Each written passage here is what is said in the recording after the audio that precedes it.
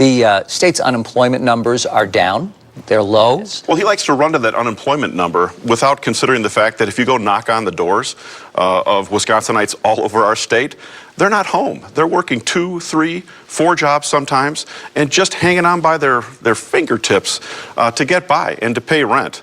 So I think it's really a real misnomer. You don't feed families in the state of Wisconsin with a low unemployment rate. You feed them with good paying, family sustaining jobs.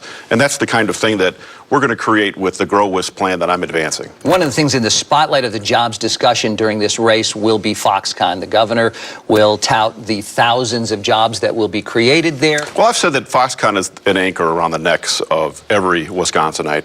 What Governor Walker did, and with no transparency to the Wisconsin taxpayers, is he created the kind of a deal that has no revenue guarantees whatsoever. The kind of deal that you could not take to a bank and get financed, that you couldn't take to a board of directors and get passed.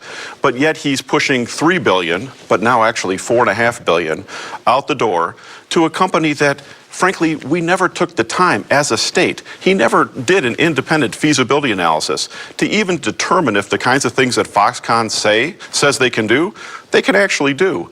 And he's given them unfettered access to the Great Lakes and 7 million gallons a day without even having the common sense of going to a Foxconn plant, testing the water that's coming out of the effluent treatment plants there, and determining what kind of heavy metals we're going to be putting back into our Great Lake, Michigan.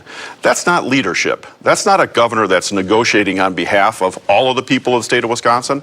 That's a governor that's trying to put up a smokescreen of what's been a pretty dismal jobs record since he took office. The fact is that Foxconn gets access to $1.5 billion just by paying $14.42 an hour.